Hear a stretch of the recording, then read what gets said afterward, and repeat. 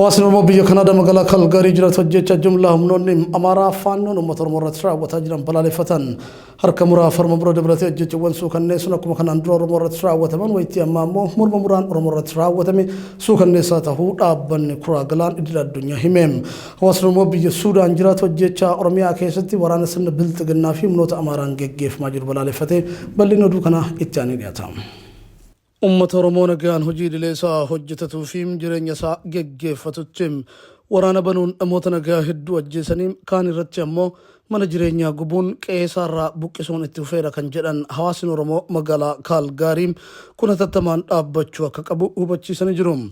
Ajjechaa fi buqqaatii deemaa jiru mootummaan maalna dhibdeedhaan ilaaluu filachuun humnoota badii faannoo jedhee of waamu kanaaf golgaa ta'uu isaatis jedhanii jiru.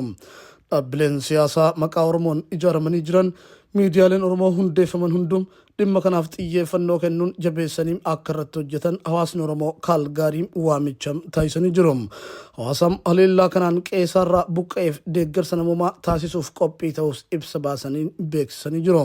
Hawaasni Oromoo alaaf keessan tokkummaan waliin dhaabbatee diina isa duguuguuf ka'e ofirraa ittisuu akka qabu waamicha godhanii jiru. Ajjecha jumlaa fi sarbama mirga namoomaa Oromoo irratti raawwatamu addunyaan akka hubattu dhiibbaaleen barbaachisan hundum taasifamuu akka qaban dhaamanii jiru. Kanumatti aansuun harka muraa fi harma muram dabalatee ajjechawwan suukanneessoon akkuma kanaan duram Oromoo irratti raawwataman wayitii ammaa immoo morma muraan Oromoo irratti raawwatame suukanneessaa ta'uun dhaabbanni kuraa galaan idila addunyaa hime. Uummanni Oromoo hawaasa guddaa gaanfa Afrikaa ta'uun beekamaadha kan jedhe dhaabbanni kuraa galaan idila addunyaa hawaasa nagaa fi dada jaalatu kanatti roorroon hammaachuu ibse.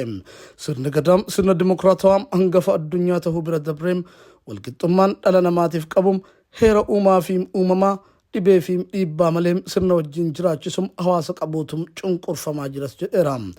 Cunqursaa jaarrotaaf Oromoo irratti raawwatamaa turee fi jiru kan qorqalbii Oromoo cabse kana qolachuuf tokkummaan dura dhaabbachuun barbaachisaa akka ta'es ibseera.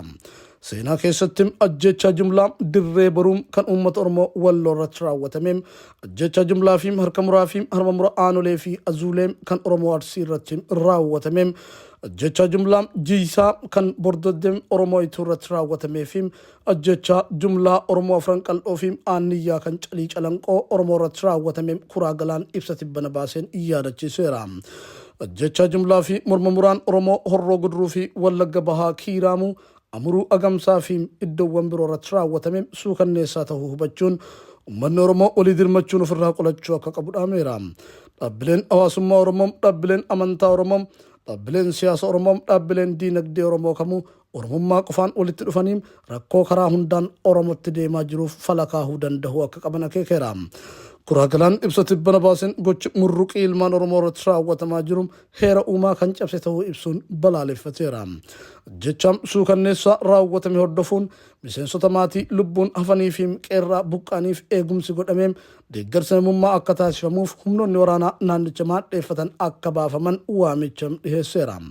Hawaasni Oromoo immoo diina gocha akkanaa isarratti raawwatu callisee walirratti ilaaluu osoo hin taane tokkummaan miidhamtoota fantumsuu fi daangaa Oromiyaa cabee kabajaatti horuuf gurmaa'uu akka qaban dhaameera. Hawaasni Oromoo biyya Suudaan jiraatu ajjechaa Oromiyaa keessatti waraana sirna bilxiginnaa fi humnoota Amaaraan geggeeffamaa jiru balaaleffatee jira. Kana malees hawaasni Oromoo biyya Suudaan jiraatu ajjechaa Oromiyaa keessatti waraana sirna bilxiginnaa fi humnoota Amaaraan geggeeffamaa jiru balaaleffatee. Hawaasni Oromoo biyya Suudaan jiraatu ibsa tibbana baaseen duula duguuggaa sanyii Oromoo irratti raawwatamaa jiruuf yaamicha of ittisuu ilmaan Oromoo walii labsaa jiran awwaachuun waan qabsoon barbaadu hundumaa raawwachuuf qophii ta'uu beeksisan. Haleellaa diroonii fi ajjechawwan jumlaa Oromiyaa keessatti waraana mootummaa fi faannoon raawwatamaa jiru cimsanii balaaleffatanii jiru. Ajjechaa kana qolachuuf sadarkaa idil addunyaatti uummanni Oromoo dirmannaa waliif taasisaa jiru akka cimsuun dhaamanii jiru.